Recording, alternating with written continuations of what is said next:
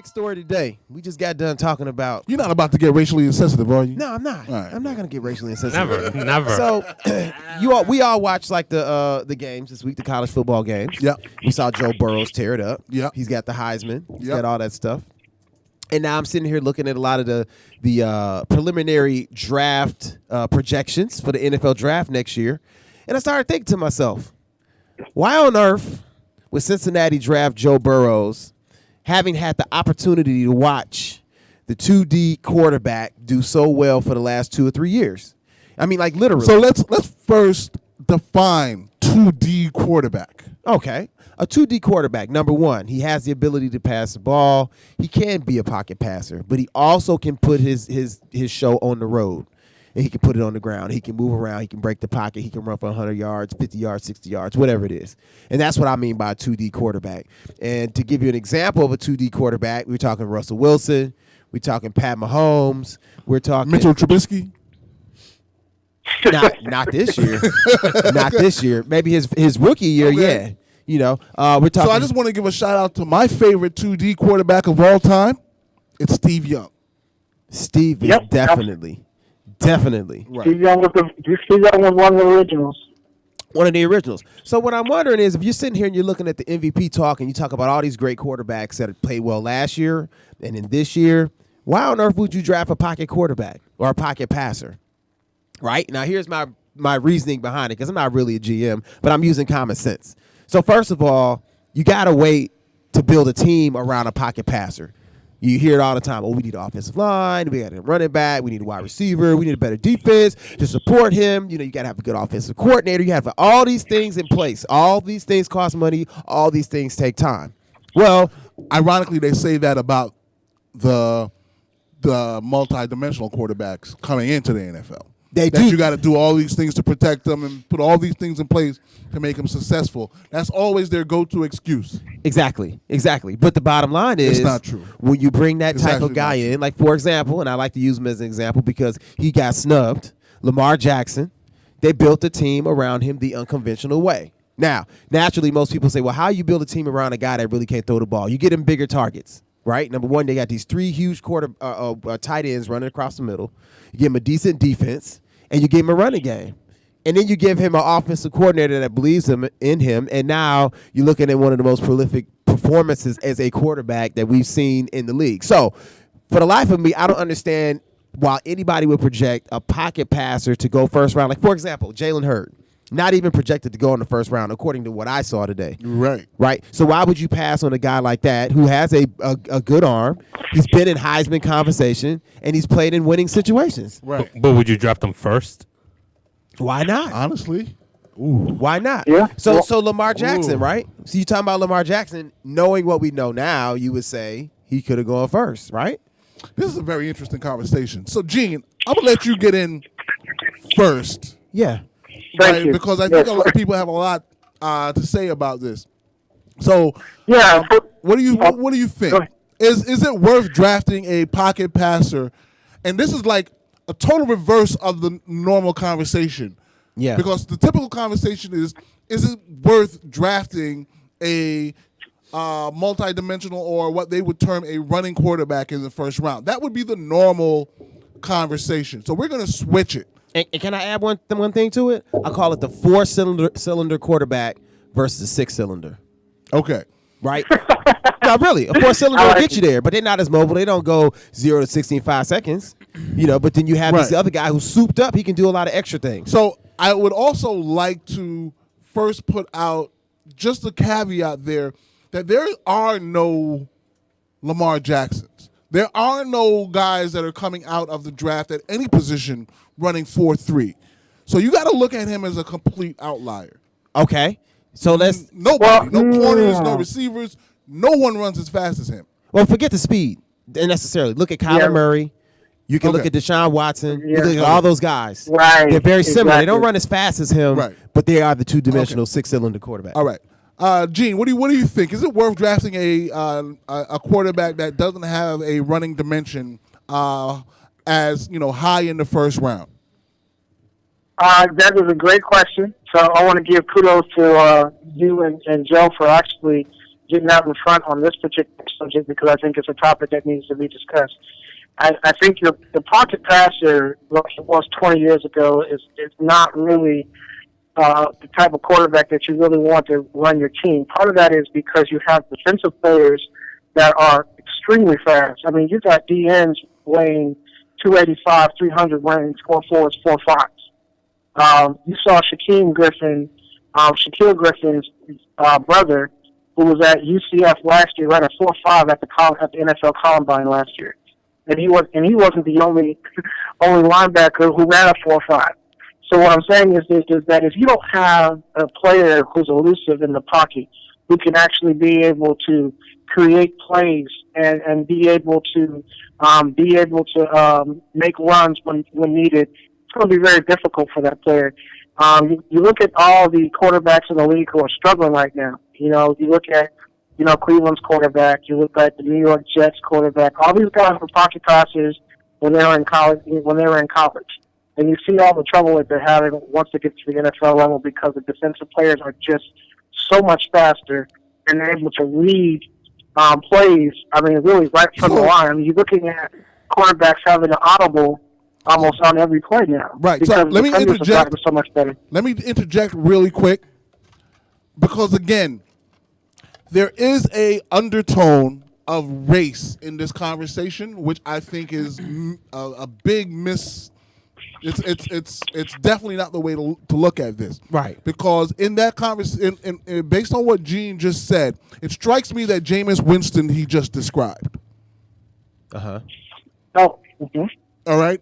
As a player who, because he's not very mobile, is in the pocket under pressure, making misreads, fumbling the ball. Right. Mm-hmm. Right. Yeah. So I'm sorry. Okay. Correct. Just wanted to put him there. Can Tua run? I know he's a very good passer, but see, here's the thing. I'm saying, like, would you take a chance on him if he's mobile? So I think but Joy, there is a difference between. If I could just make this one point, but there's a difference between taking risk, and then there's a difference between being an actual a quarterback who manages the game. And Joe and I had a conversation about this earlier today. What Jameis does, even though he is a pocket passer, he's willing to take a risk in the game. So. Is he going to be able to get you 300-400 yards every game? Probably. I mean, he threw for over 5,000 yards. He was the only quarterback in the NFL this year who threw for over 5,000 yards. The only one. The second quarterback to Jameis was, if I'm not mistaken, was Dak Prescott at 4,902 yards this year. So, yes, you can have some success throwing the ball, but you're not going to have as much success because, again, your defensive players are so much better. Jameis also has the record for the most interceptions in a season. I mean, he had 31 touchdowns and 31 interceptions. So there is risk and reward when you talk about the pocket passes. Okay, to address so I feel like now athletes are playing quarterback. Okay, so I feel like the standstill pocket passer is almost already gone. Mm-hmm. All right? So when you talk about a guy like Tua, it's not that he's mobile and he's going to take off and get 1,000 yards. That's just a different guy. But what he is able to get around and able to potentially get out of trouble. I don't think Joe Burrow is that far off. Joe Burrow rushed for 300 yards and 4 touchdowns this season.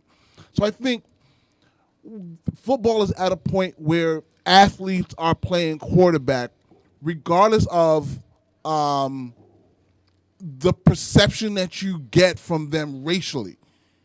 I think they're all athletic. I think Wentz is athletic. I think, obviously... I don't think Winston is athletic. Wentz? Oh, I thought you said Winston. I said Wentz. Oh. Jameis Winston is fairly athletic, but he's you know what he has? Allen. It's funny. I'm going to take it back to race. He's got a little bit of soul, so he's got a little bit of wiggle in him. Yeah. That, he's a 4.7, 4.8 guy. What? Yeah, I think Jameis Winston runs a 4.8. If he's falling down a hill. When he first got drafted. If he's rolling, yeah. Because that's why he's always dropping the ball. Right. He's like staggering but around. Even Darnold, he's fairly athletic. I think a lot of these Baker Mayfield is athletic. So I think we're missing that most of these guys now coming into the NFL playing quarterback are actually athletic. Danny Jones, these guys are athletic.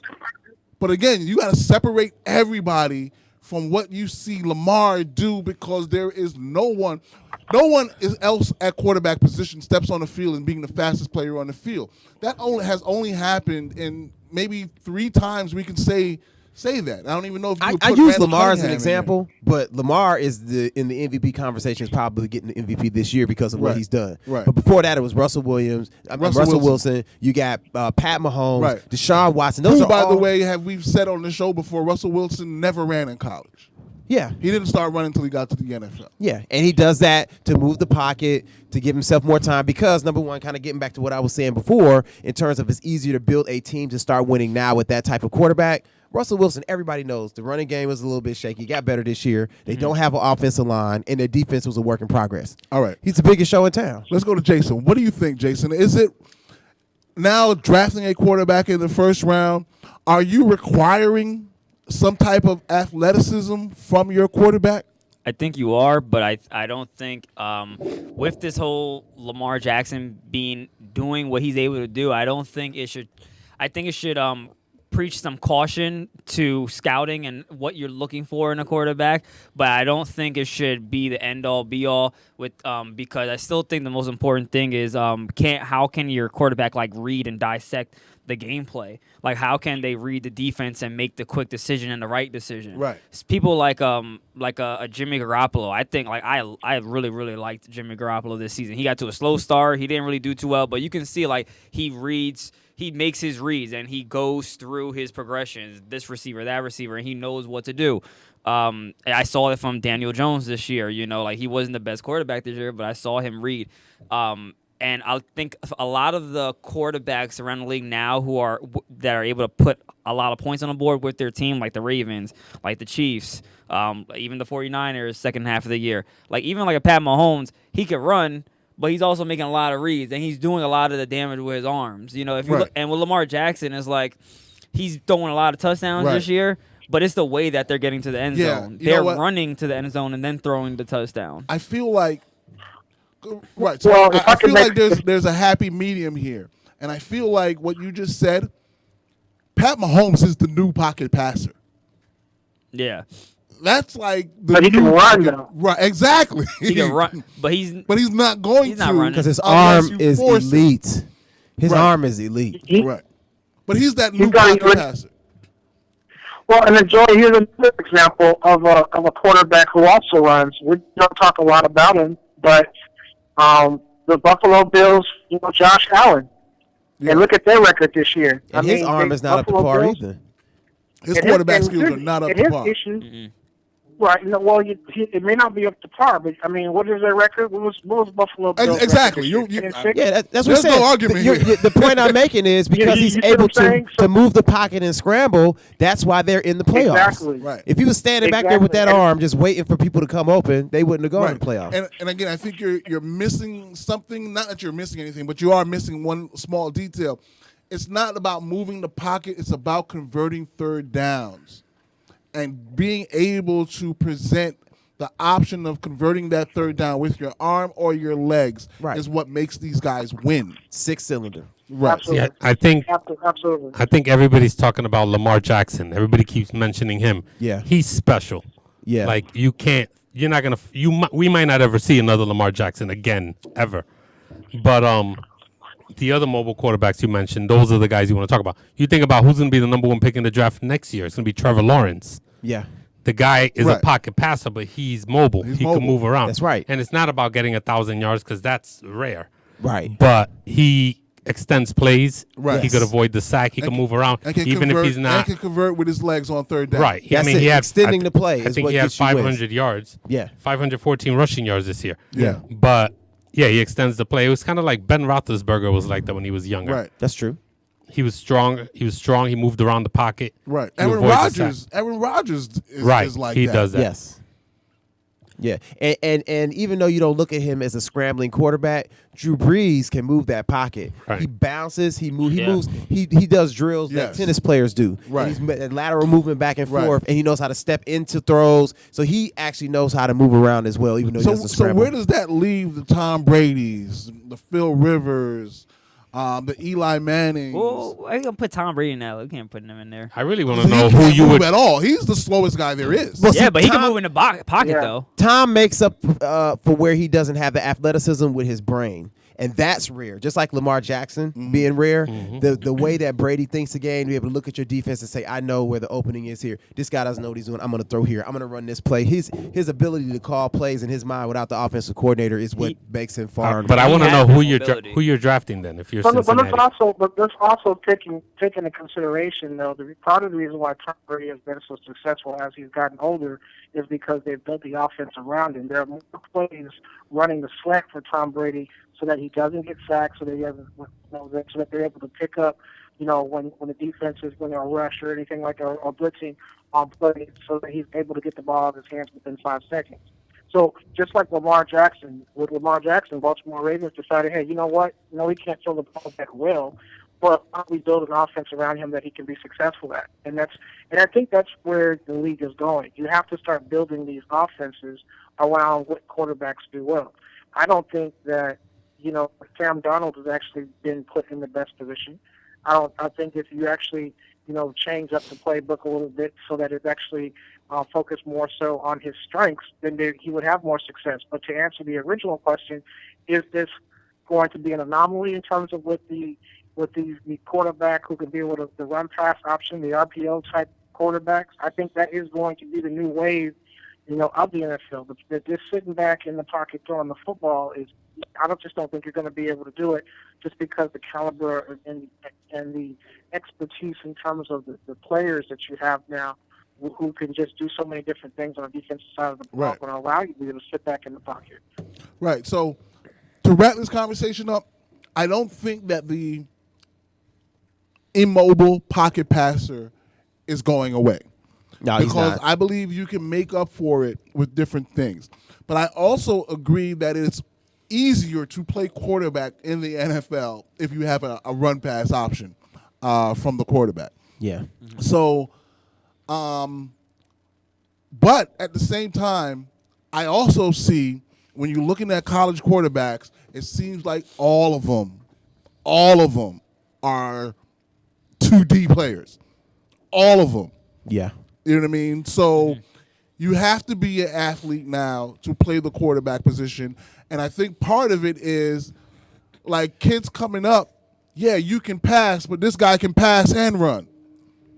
You know what I mean? So who's going to get the starting spot? You're making the point that I'm thinking about. Like, the reason we haven't seen a lot of Lamar Jacksons is because They've end been up playing moved. other positions. Right. And they just say, no, you're too fast. It's like the kid that's the tallest. He plays Didn't they center. want to move Lamar Jackson in Right. college? Yeah, they wanted. His mom said he's Well, not. Right. Right. Well, Louisville took him and was to play quarterback. Yeah. But everybody else was trying to was Make trying him to a move him. receiver. Right. So you're going to see more athletic guys at the quarterback position. Right. And that's one of the most foolish things in football scouting that I don't get. It's like he's so fast. It's not that he can't play quarterback, but he's so good with the ball in his hand that I want him to play receiver. What? Yeah. Who is going to have the ball more, the quarterback or the receiver? Right. Well, And So- depending on how that game goes.